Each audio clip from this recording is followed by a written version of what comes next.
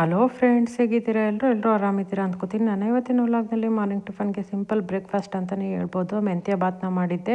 So ಸಿಂಪಲಾಗಿ ಯಾವ ರೀತಿ ಮಾಡೋದು ಅನ್ನೋದನ್ನ ಇವತ್ತು ನಿಮ್ಮ ಜೊತೆ ಶೇರ್ ಮಾಡ್ತೀನಿ. ಹಾಗೆಯೇ ಸಾಂಬಾರು ಪೌಡರ್ ಖಾಲಿಯಾಗಿತ್ತು, ಸಾಂಬಾರು ಪೌಡರ್ನ ಮಾಡಿಕೊಂಡೆ. ಸೊ ಒಂದು ವರ್ಷ ಆದ್ರೂ ಈ ಸಾಂಬಾರು ಪೌಡರ್ ಹಾಳಾಗೋಲ್ಲ ಮತ್ತು ಅದೇ ಫ್ಲೇವರ್ ಇರುತ್ತೆ. ಸೊ ಯಾವ ರೀತಿ ಮಾಡಿಕೊಂಡೆ ಮತ್ತು ಅದನ್ನ ಯಾವ ರೀತಿ ಇಟ್ಕೋಬೇಕು ಒಂದು ವರ್ಷದ ತನಕ ಹಾಳಾಗ್ದಂಗೆ ಅನ್ನೋದನ್ನು ಇವತ್ತು ನಿಮ್ಮ ಜೊತೆ ಶೇರ್ ಮಾಡ್ತೀನಿ. ಅದಕ್ಕಿಂತ ಮುಂಚೆ ಯಾರು ನನ್ನ ವ್ಲಾಗ್ನ ಫಸ್ಟ್ ಟೈಮ್ ನೋಡ್ತಿದ್ರೆ ವಿಡಿಯೋನ ಲೈಕ್ ಮಾಡಿ ಮತ್ತು ಸಬ್ಸ್ಕ್ರೈಬ್ ಮಾಡಿ ಅಂತ ಹೇಳ್ತಾ ನಾನು ಇವತ್ತಿನ ವ್ಲಾಗ್ನ ಶುರು ಮಾಡ್ತಾ ಇದ್ದೀನಿ. ಸೊ ವೆಲ್ಕಮ್ ಟು ಸ್ವೀಕೃತಿ.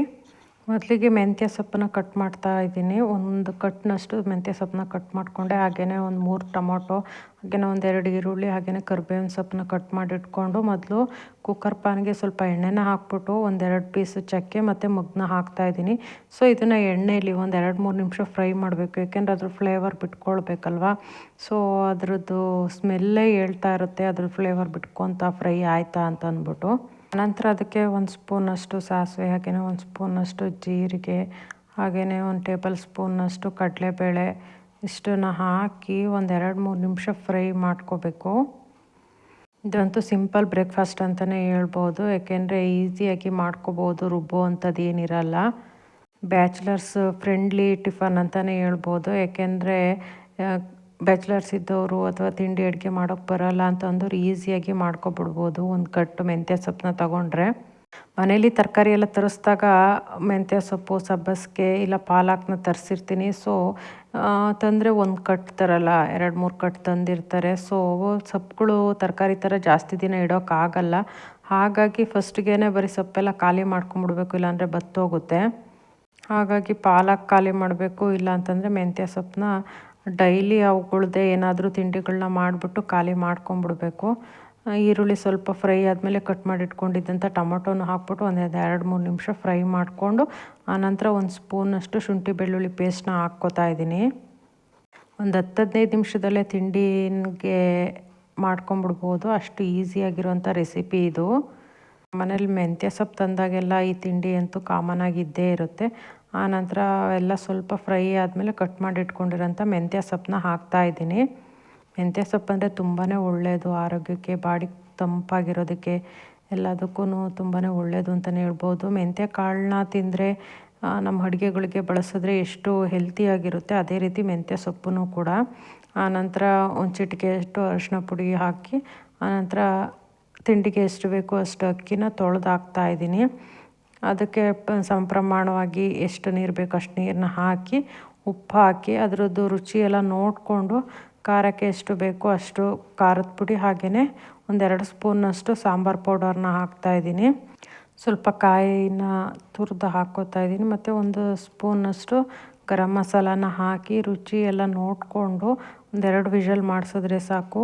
ಸೂಪರಾಗಿರುವಂಥ ಮೆಂತ್ಯ ಭಾತ್ ರೆಡಿ ಆಗುತ್ತೆ. ಅದಕ್ಕೆ ಕಾಂಬಿನೇಷನ್ಗೆ ಮೊಸರು ಜೊತೆನಾದರೂ ತಿನ್ಬೋದು, ಇಲ್ಲಾಂದರೆ ಚಟ್ನಿ ಮಾಡ್ಕೊಂಡ್ರಂತೂ ತುಂಬಾ ಚೆನ್ನಾಗಿರುತ್ತೆ.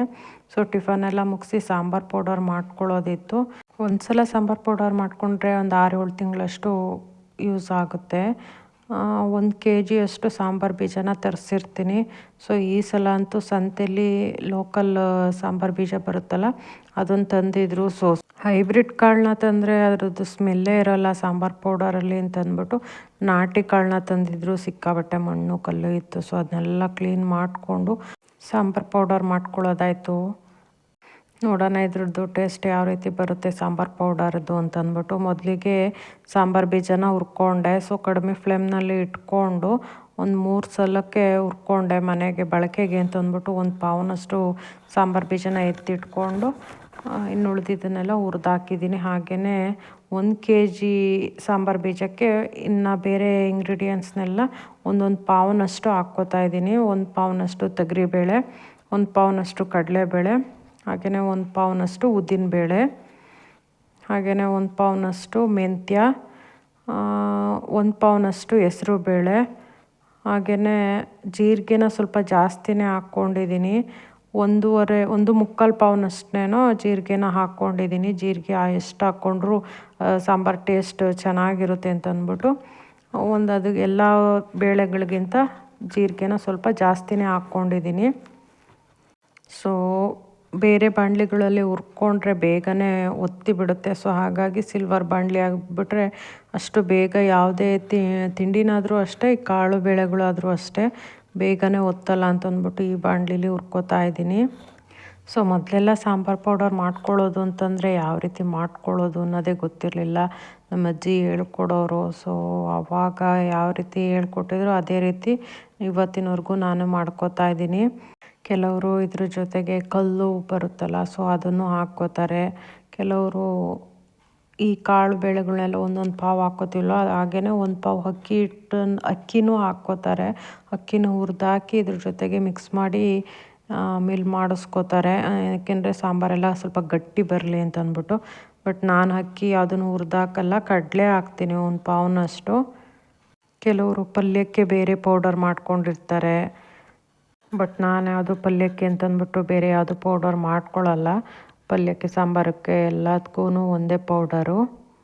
ಹಾಗೆಯೇ ಒಂದು ವರ್ಷದ ತನಕ ಸಾಂಬಾರು ಪೌಡರ್ ಹಾಳಾಗ್ದಂಗೆ ಇರಬೇಕು ಅಂತಂದರೆ ಅದಕ್ಕೆ ಸ್ವಲ್ಪ ಉಪ್ಪನ್ನು, ಕಲ್ಲುಪ್ಪು ಬರುತ್ತಲ್ಲ ದಪ್ಪುಪ್ಪು, ಸೊ ಅದನ್ನು ಮೇಲ್ಗಡೆಗೆ ಉದುರಿಸಿ ಬಿಟ್ಟಿರ್ತಾರೆ. ಇದಕ್ಕೆ ಏನು ಕೆಟ್ಟೋಗಲ್ಲ ಸಾಂಬಾರು ಪೌಡರ್ ಅಂತ ಅಂದ್ಬಿಟ್ಟು. ನಾನು ಯಾವುದು ಉಪ್ಪೆಲ್ಲ ಹಾಕಿಡಲ್ಲ. ಒಂದು ಕವರಿಗೆ ಹಾಕ್ಬಿಟ್ಟು ನೀಟಾಗಿ ಕಟ್ಟಿ ಗಾಳಿ ಆಡೋದ ರೀತಿ ಒಂದು ಬಾಕ್ಸ್ಗೆ ಹಾಕಿಟ್ರೆ ಆಯಿತು ಅಷ್ಟೇ. ಸಾಂಬಾರು ಪೌಡರ್ ಏನೂ ಹಾಳಾಗಲ್ಲ.